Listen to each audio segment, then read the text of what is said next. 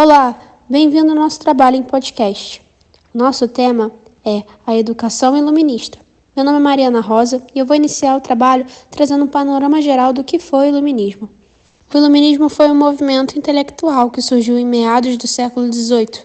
Tendo grande impacto principalmente na França, o iluminismo prezava a razão e combatia o absolutismo, o poder direto da Igreja e o mercantilismo econômico. A partir disso, os pensadores iluministas estão estudados até hoje na ciência política e estão presentes no nosso dia a dia político dos governos atuais. Entre os mais famosos estão John Locke, Voltaire, Montesquieu e Rousseau. Entre as características principais do iluminismo estão a igualdade, a liberdade pessoal e social, a tolerância e a propriedade privada. E o principal, a racionalidade. Nessa época também surgiu o termo que chamamos de despotismo esclarecido, que eram ainda governantes absolutistas que, apesar de serem absolutistas, tentavam utilizar das ideias iluministas para governar. Uma outra contribuição importante do iluminismo foram as enciclopédias, que tentavam buscar a otimização e a união de várias ideias em um só lugar. Dentro da política, uma coisa importante que o iluminismo trouxe, com certeza, foi o poder ao povo e a participação política do povo. Com as ideias de Montesquieu, por exemplo, temos a separação dos poderes. E com Rousseau, temos o contrato social. As influências do iluminismo na sociedade da época era que o povo tivesse suas liberdades individuais garantidas pelo Estado. E dentro da economia, uma economia mais livre, com pouca intervenção do Estado. Com todos esses aspectos citados, acho que fica explícito enxergar que a maior parte dos iluministas eram formados pela população burguesa, visto que o absolutismo impedia que os burgueses crescessem dentro do Estado. Entre outras personalidades importantes do iluminismo, também temos Francis Bacon e Isaac Newton. Adam Smith também foi uma figura fundamental, visto que ele trabalhou com a ideia de mão invisível do Estado, que é muito utilizada até os dias atuais. A fisiocracia também foi criada nessa época e ganhou muita força com as ideias iluministas. O que é a fisiocracia? A fisiocracia é uma doutrina econômica e filosófica que nasceu no meados do século XVIII. Ela se baseia fundamentalmente no respeito às leis naturais, entendendo que a Terra é a única fonte de riqueza, defendendo também o liberalismo econômico. Agora, a partir de todo esse conceito e toda essa contextualidade, a gente pode imaginar que a partir disso, com certeza, ia surgir uma nova forma de educação. Isso se dá excepcionalmente por dois motivos. É bem provável que os filhos dos líderes absolutistas, que provavelmente seriam despotas esclarecidos, teriam que lidar com essa nova visão de mundo, teriam que lidar com uma nova forma de educação para que conseguissem equalizar e talvez equilibrar tanto o absolutismo quanto as ideias mundanas. E para além disso, com uma vaga e vasta gama de novas ideias, é bem provável também que os filhos dos burgueses, que com certeza iam para as universidades e iam fazer grandes formações, precisassem se estabelecer dentro do mundo acadêmico, dentro do mundo sociológico e filosófico, de maneira onde precisassem ser ensinados para se estabelecer nesses ramos.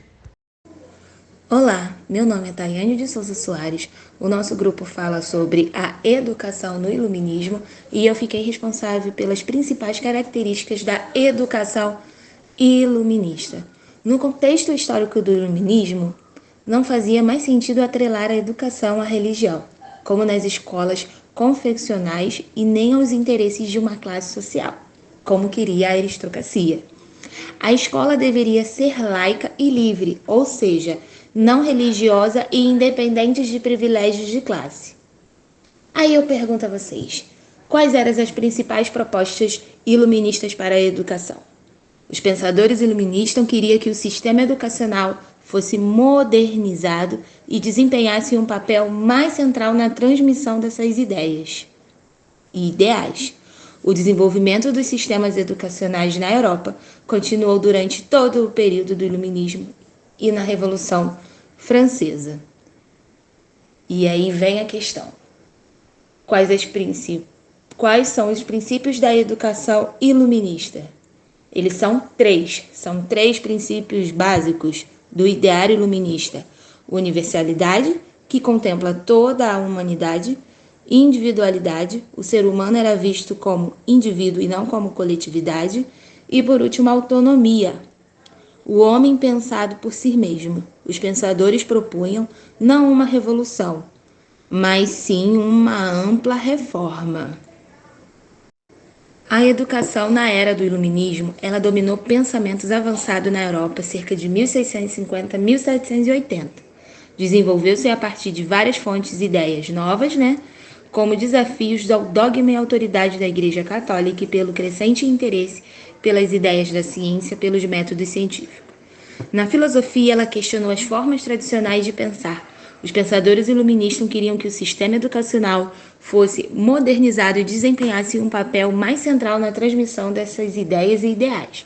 O desenvolvimento dos sistemas educacionais na Europa continuou durante todo o período do Iluminismo e na Revolução Francesa.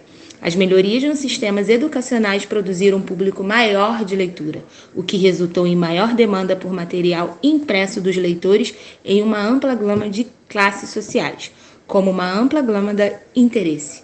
Depois de 1800, quando o iluminismo deu lugar ao romantismo, havia menos ênfase na razão e desafio à autoridade, e mais apoio ao nacionalismo emergente e à frequência da escola obrigatória. E aí nós entramos nas ideias educacionais. O inglês John Locke e o francês Jean-Jacques Rousseau escreveram obras influentes sobre a educação. Ambos enfatizaram a importância de formar mentes de jovens desde cedo.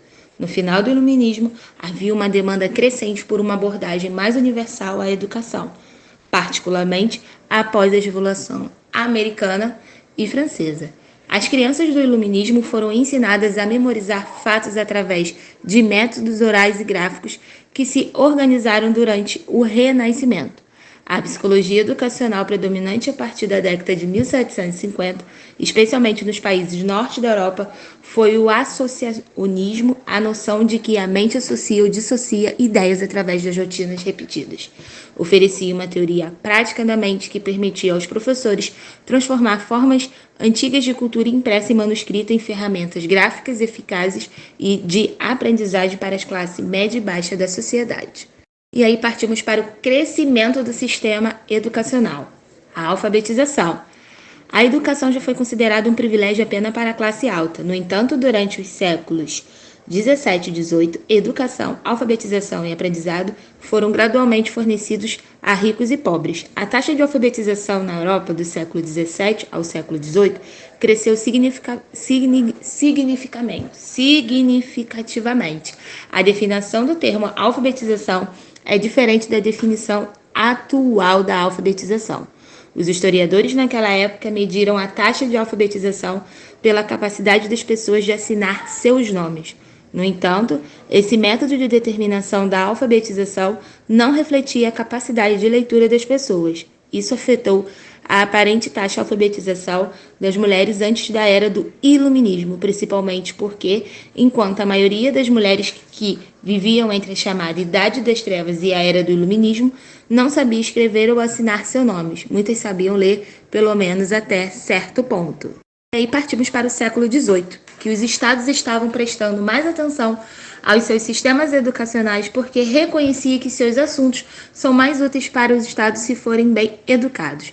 Os conflitos entre a monarquia e a igreja ajudaram na expansão do sistema educacional. Aos olhos da igreja e do estado, as universidades e faculdades eram instituições que existiam para manter o domínio de um sobre o outro. O lado negativo disso era o conflito que a liberdade de pensamento sobre as disciplinas ensinadas nestas instituições eram restrita. Uma instituição educacional ou apoiava a monarquia ou a religião, nunca ambas, ou era uma ou era outra. Além disso, as mudanças nos critérios educacionais para profissões de maior renda, como advogado e médico, tornaram-se mais rígidas, por exemplo, os requisitos para ter certa experiência educacional, antes de ser licenciado. Ajudou a promover aumentos por números de estudantes que frequentavam universidades ou faculdades.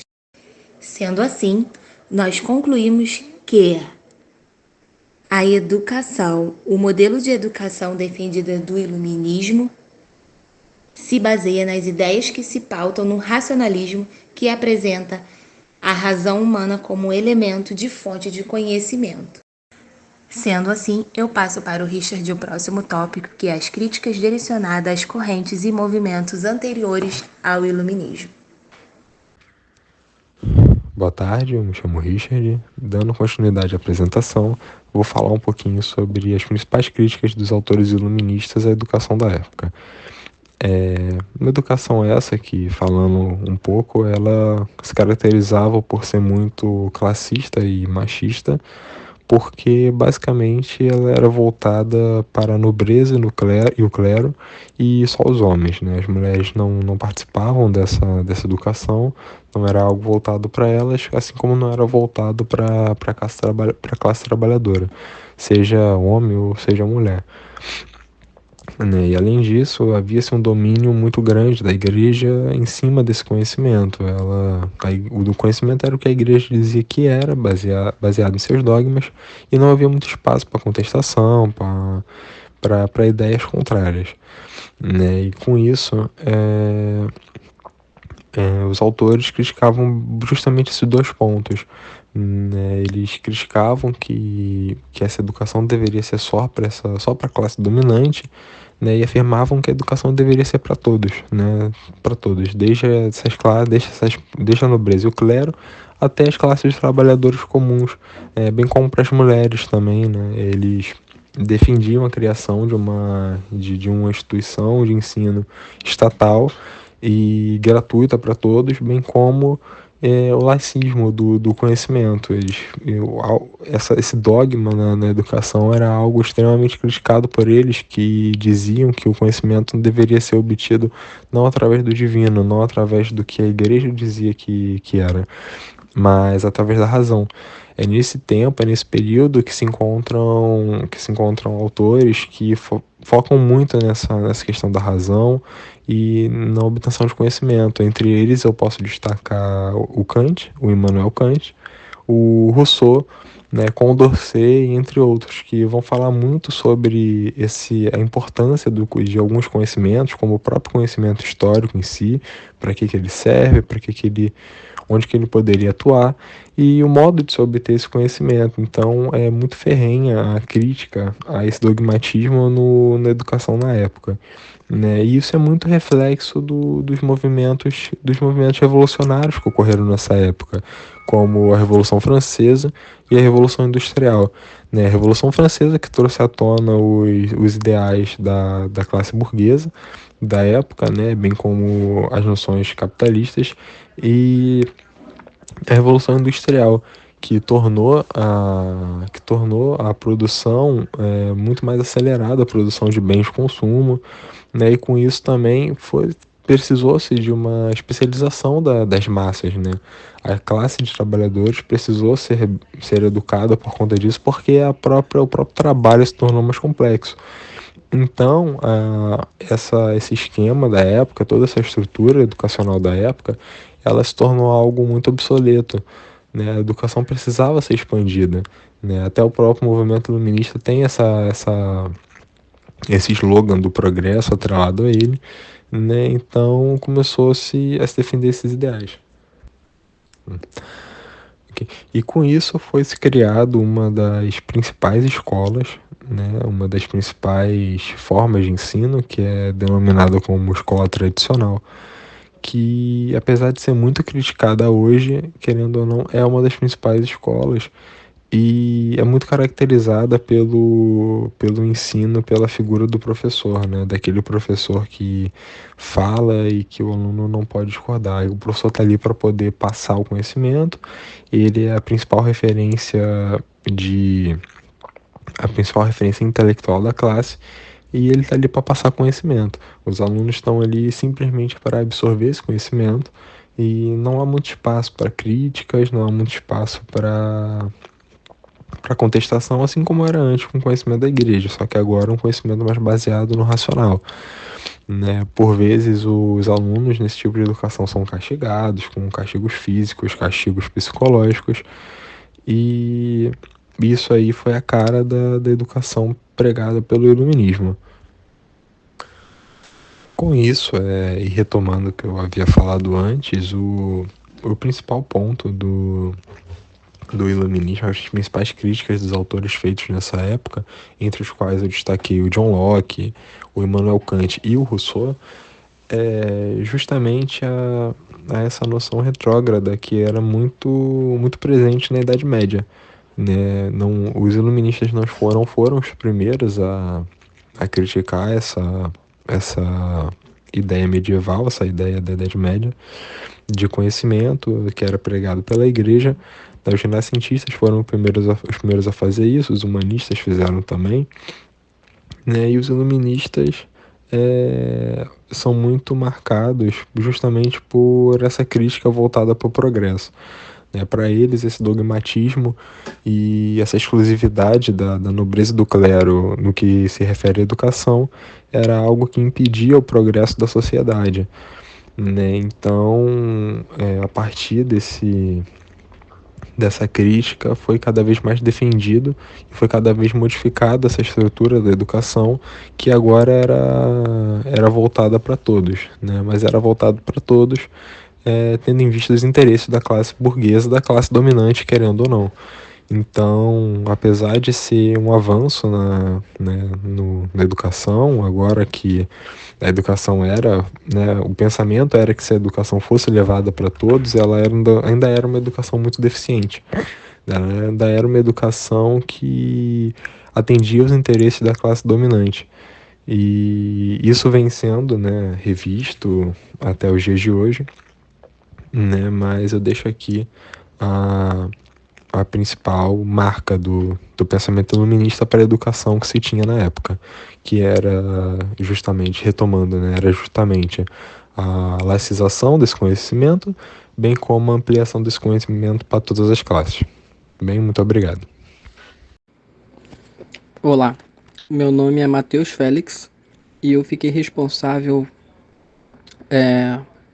dentro do contexto do iluminismo, da educação iluminista, né, por falar um pouco com vocês a respeito das correntes educacionais, né, da época que surgiram e que são influentes até hoje, né, e dialogar também um pouco a respeito dos pensadores iluministas, né, pelo menos aí alguns principais pensadores iluministas e as suas contribuições, né, dentro do campo educacional, os nomes representativos tanto na época iluminista e que continuam até hoje permeando aí a nossa sociedade e nos influenciando. Diante desse contexto, eu gostaria de começar falando um pouco sobre as correntes, né? Como já foi dito por colegas anteriormente, o iluminismo foi um movimento intelectual, né, do século XVIII e teve um impacto em diversas áreas, né, em todas as áreas da sociedade, do mundo, e não foi diferente na educação. Então, esse movimento acabou promovendo ideias de razão, de ciência e de progressismo. E as correntes educacionais desse período focavam muito na valorização do conhecimento racional e científico, na promoção do pensamento crítico, né? E também na, então, educação universal. Indo de fato para as correntes, a gente tem aqui algumas destacadas, por exemplo, como a educação racionalista, cuja característica enfatizava o uso da razão e do pensamento crítico como ferramenta principal para o aprendizado. Defendia, né, um currículo baseado nas ciências e nas artes liberais. Assim como a sua influência, acreditava-se, né, que o desenvolvimento do raciocínio lógico e analítico era fundamental para a formação de indivíduos capazes de contribuir para a sociedade de uma forma racional e informada. E a gente tem outra também vertente muito importante, que é a educação secular, né, cuja característica seria promover a separação entre educação e religião, né, um dos principais pontos, defendendo que a educação deve ser acessível para todos, independente de sua crença religiosa, né, já que a gente está vindo de períodos anteriores em que o tempo todo a religião está totalmente atrelada com vários setores, né, da sociedade. E essa educação secular também visava a criação de um sistema educacional laico, né, onde o conhecimento científico e racional pudesse ser ensinado sem a interferência de dogmas religiosos. E justamente dentro desse ponto que a gente tem falado sobre a religião, sempre está muito atrelada, né, a vários setores da nossa sociedade, e aqui nesse caso caminhava também junto com a educação, né. Outra corrente, né, importante seria a educação universal, que basicamente sustenta que a educação deve ser universal, né, como o próprio nome já diz, e acessível a todas as camadas sociais, promovendo a igualdade e a justiça social. A ideia de educação universal, ela zelava pela democratização do ensino, argumentando que a educação é um direito de todos e fundamental para o progresso da sociedade. Outro ponto seria a pedagogia da experiência, né, uma outra corrente, que enfatizava a importância do aprendizado através da experiência e da prática, em oposição ao ensino meramente teórico. Ou seja, né, sempre batendo nessa tecla de sensorial, né, da experiência como um fato, né, ou aquele contato mais empirístico, né, de fato concreto. Essa pedagogia da experiência propunhava métodos de ensino mais ativos e participativos, onde os alunos aprendiam fazendo, né, experimentando, não apenas ouvindo e memorizando. Tem também a educação humanista, né, que seria com foco no desenvolvimento integral do ser humano, valorizando as artes, a literatura e a ética, além das ciências, né. Essa educação humanística procurava formar cidadãos completos, capazes de pensar criticamente, apreciar a beleza e agir de forma ética e moral. Por último, aqui das que a gente separou de mais interessantes, né, podemos dizer assim, a educação filantrópica, que seria baseava-se na ideia de que a educação deve promover o bem-estar e a melhoria da sociedade como um todo. Encorajava a criação de instituições educacionais voltadas para a caridade e o desenvolvimento social, oferecendo educação gratuita ou acessível para os menos favorecidos. Basicamente, essas são as correntes do período iluminista, né, que de fato reverberam até hoje em nossa sociedade e que tiveram grande importância. Partindo para os nomes representativos, né, os seus líderes, pensadores, influenciadores do período, a gente tem John Locke, né, o contratualista. Locke defendia que a mente humana era como uma tábula rasa, né, ou seja, uma folha em branco que seria moldada pela experiência e pela educação. Suas ideias enfatizavam a importância da educação na formação do caráter e da moralidade. E de influências atuais, as suas teorias sobre a mente e a aprendizagem, elas influenciam, né, até hoje as práticas educacionais que valorizam o aprendizado experiencial e a educação personalizada. Nessa vertente, a gente tem também o Jean-Jacques Rousseau, né, outro contratualista. Rousseau escreve Emílio, ou da Educação, é o nome da obra dele, onde ele argumentava que a educação deve respeitar a natureza da criança e promover a liberdade e o seu desenvolvimento pessoal. Suas ideias também reverberam, né, a pedagogia moderna, especialmente em abordagens centradas no aluno e na aprendizagem através da descoberta. A gente tem outro grande pensador importante, né, o Kant, que acreditava que a educação deveria desenvolver a autonomia e a capacidade de raciocínio moral dos indivíduos. E suas ideias sobre a autonomia e a razão moral influenciam as práticas educacionais que promovem o pensamento crítico e a formação ética, né? Nem preciso entrar em muitos detalhes, porque qualquer estudante de história ou de filosofia, né, ou de qualquer área de humana, com certeza reconhece Kant e a sua grande importância. A gente também selecionou aqui Voltaire, né, que era um crítico da intolerância e da superstição, que defendia a educação como um meio de promover a razão e o progresso. As ideias de Voltaire também são voltadas para o desenvolvimento do pensamento crítico e da liberdade individual, e sem dúvida nenhuma, a gente sabe, né, reconhece que ressoa nas práticas educacionais contemporâneas. Bom, esses são os pensadores, né, e as suas ideias sobre a educação durante o Iluminismo, né, que moldaram muito dos princípios e que ainda orientam, né, a educação moderna, incluindo, claro, a questão da valorização da razão, a importância da experiência e a defesa da educação universal e secular. Obrigado. Meu nome é Pedro Henrique Façanha e, bem, os métodos educacionais da corrente iluminista e suas consideradas inovações até o dia de hoje podem ser vistos justamente na elasticidade do ensino, ou seja, de uma educação não baseada em dogmas e pressupostos religiosos, que era o comum, por exemplo, na escola do Brasil até a decretação da laicidade do Estado, que veio com a República. E a criação desse espaço de neutralidade religiosa cria um ambiente de, digamos, amistosidade, ou um ambiente mais seguro para as pessoas que expressam uma véu porta daquela antes considerada a religião oficial do país, que literalmente passava por cima das crenças de quem não se encaixava nesse projeto de sociedade. E dessa laicidade do ensino acabou por abrir espaço para a ciência, no sentido de o que está sendo ensinado parte de uma base verdadeira que pode ser comprovada ou refutada. Então, a introdução de matérias como a física, a química, a geografia, entre outras matérias como literatura e história, ajudou em deixar a educação mais científica e cada vez menos religiosa, que claramente tem uma influência do empirismo, né, nesse projeto de educação iluminista, que vai de encontro com aquela ideia do John Locke de que a criança seria uma tábula rasa.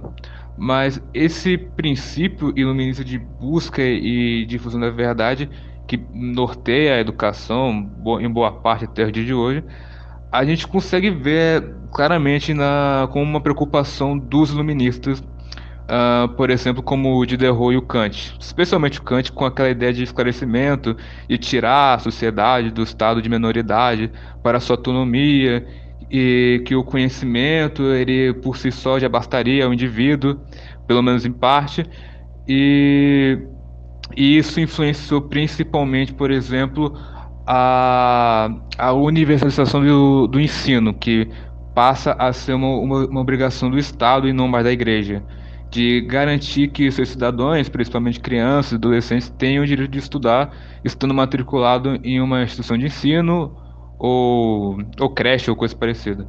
E uma percepção que podemos dizer muito liberal de acreditar que uma vez a educação de vida ele por si só seria capaz de melhorar de vida, né?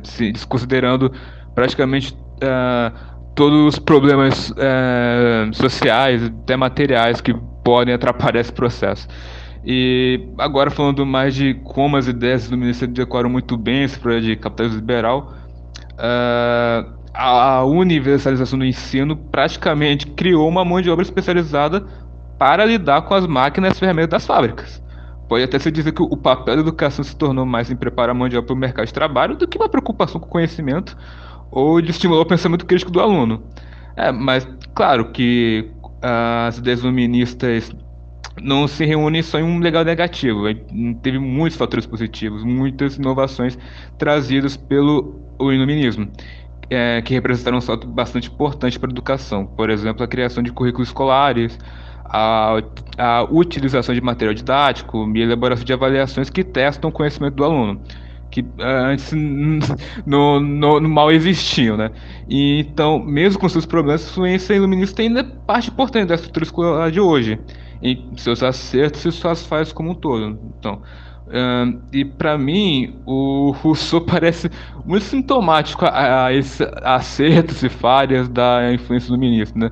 E, de um lado, temos uma pedagogia proposta pelo Rousseau, que passa a privilegiar a criança como o centro do processo educacional, que deixa de tratar a criança como um adulto em miniatura, mas de outro lado é uma proposta de pedagogia claramente elitista, claramente individualista, chega quase a ser um projeto tópico de pedagogia, bastante escolado da realidade, mas ainda existem inovações trazidas pelo Rousseau, como a ideia de uma educação que estivesse de acordo com o desenvolvimento natural da pessoa, como em tal idade você aprende o alfabeto e depois a matemática, e quando você tiver entre 8 a 10 anos, você aprende um pouco mais de história e geografia. Aí quando você for mais velho, vai aprender um conteúdo mais denso do que você aprendeu antes. Aí a importância de ter um currículo escolar que respeite esses níveis de maturação natural do ser humano, né? E sobre o material didático em sala de aula, parte claramente da influência do empirismo dentro do iluminismo, né? De que o conhecimento ele parte da experimentação, da observação, da experiência que o indivíduo tem com um objeto concreto. Então, o uso desse material podendo ser um mapa, instrumentos científicos, por exemplo, usados em ciência, ciências mais duras como química e física, e até mesmo livros escolares, padrões, podem ser utilizados em sala de aula, mesmo que todo esse processo hoje se tornou bastante mecânico, né? Que até o processo de interdisciplinaridade, em que cada aluno é livre para seguir a área que gosta depois de acabar a escola, foi mecanizada para atender as demandas do mercado de trabalho, né? Por isso que cada vez mais a educação ela vai se distanciando esse projeto iluminista, vai mais de encontro com esse projeto do capitalismo, do mercado, esse projeto liberal de economia, né? E, e, e praticamente chuta para escanteio todas aquelas propostas do iluminismo de que a razão vai nos libertar, que podemos resolver os problemas da sociedade no debate, no diálogo, no questionamento. A, a realidade mostrou o contrário, né? Vai se afastar desse projeto dada a conjuntura da realidade, por ser justamente bastante utópico, né? Que praticamente é um projeto que nem é capaz de considerar a educação como um produto social, né? E que ao mesmo tempo parece contraditório, porque o método iluminista ele tinha como objetivo formar cidadãos que fossem capazes de participar no debate público, né? Guiados por um senso de ética e responsabilidade moral que seriam ensinados nas escolas, muito dessa ideia de autonomia que parte do próprio Kant, né? De que o indivíduo só é livre quando ele dá ordens a si mesmo, né? E por isso os indivíduos deveriam se engajar na luta e defesa da liberdade.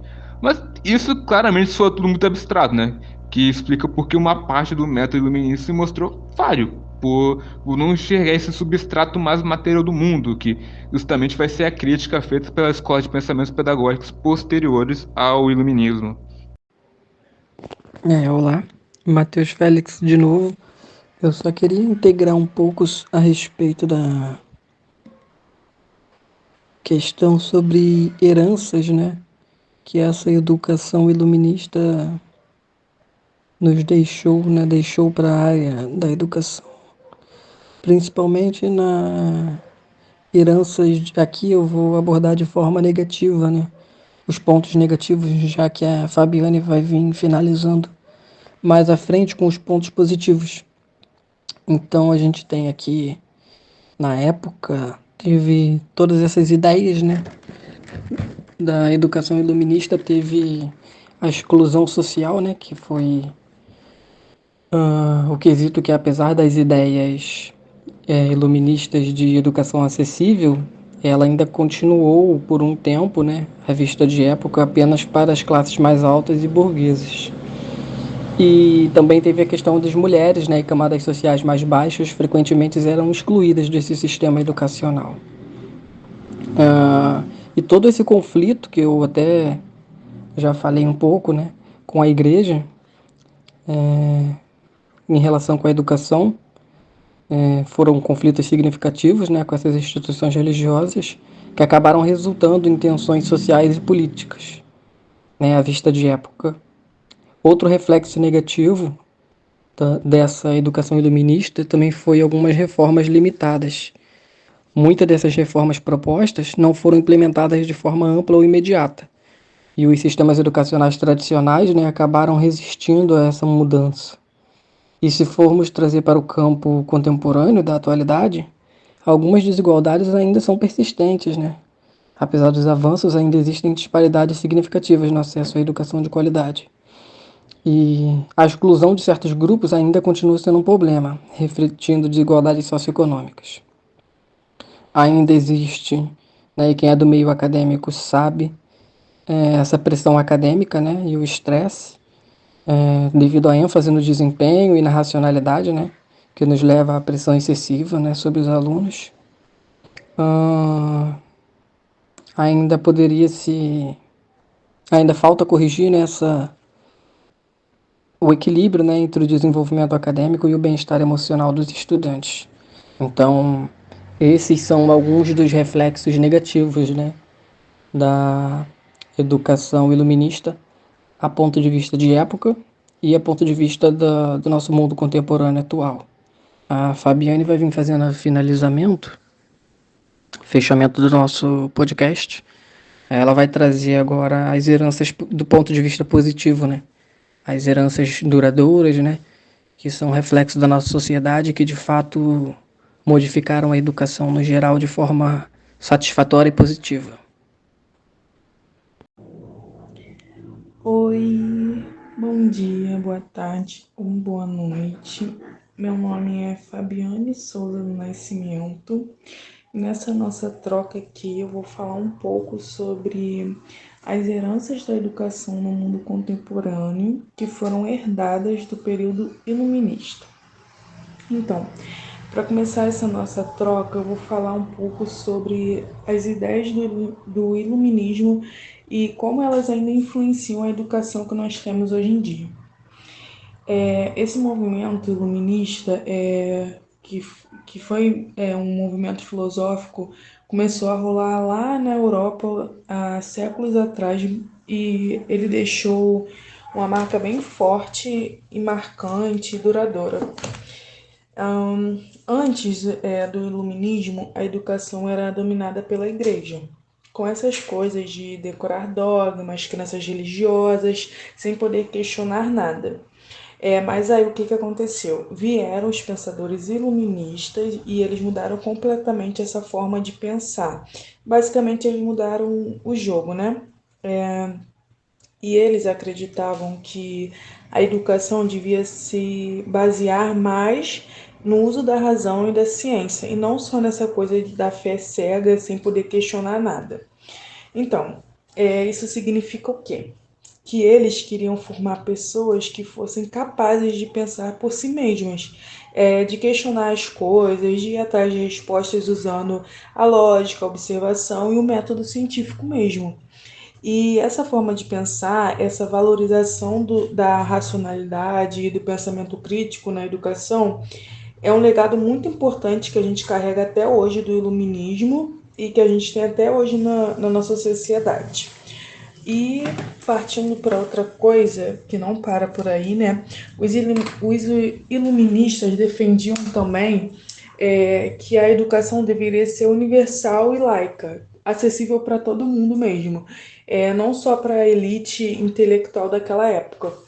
E eles acreditavam que estudar é um direito de todas as pessoas, independente de classe social, gênero ou religião. E essa visão deles de ver a educação como uma coisa que é para todo mundo, independente das suas. Como é que. Ai, meu Deus. Independente de qualquer coisa, né? Essa visão de educação como um bem público mesmo, que deve ser garantido pelo Estado, também é muito presente na nossa educação contemporânea. Outra coisa aqui que é muito importante eu falar, muito interessante na verdade, né? Eu falar é que os pensadores como Locke e Rousseau já falavam dessa importância de educar as crianças desde cedo, focando no desenvolvimento da autonomia e da capacidade de pensar por si próprio. Eles acreditavam que a educação devia formar indivíduos capazes de tomar suas próprias decisões mesmo. E essa ideia deles de uma formação integral do ser humano segue sendo até hoje um objetivo muito importante da pedagogia. Para finalizar, os iluministas acreditavam que a educação devia servir para transformar a sociedade, impulsionando o progresso e o desenvolvimento da humanidade. Ou seja, eles viam a educação como um motor mesmo de mudança social. E essa visão deles da escola como um agente de transformação também continua bem presente nos dias atuais, nos debates sobre o papel da educação. E é isso. Deu para a gente ver que o iluminismo deixou um legado bem forte e multifacetado na educação, que a gente tem até hoje, nos dias atuais, as coisas que acontecem, como a valorização da razão, da universalidade, da formação integral do indivíduo, da educação como ferramenta de progresso social, tudo isso são pilares fundamentais que vêm do iluminismo e também da pedagogia moderna hoje em dia. E é isso, gente. A gente chegou aqui ao final dessa nossa jornada pelo iluminismo. A gente conseguiu ver aqui que esse movimento de ideias revolucionou de uma forma completamente como a gente vê a humanidade, como a humanidade enxergava a filosofia, a ciência e a sociedade. E essa ênfase dos iluministas na razão, na educação e no conhecimento científico deixou uma marca bastante significativa na política, na economia, na cultura da época. E o mais incrível disso tudo é que essas ideias continuam sendo extremamente relevantes até nos dias atuais. E é isso, gente. Muito obrigada pela atenção.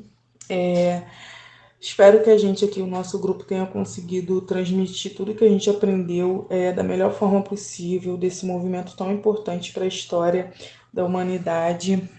E que a gente continue seguindo a razão, buscando conhecimento, lutando pelos nossos direitos.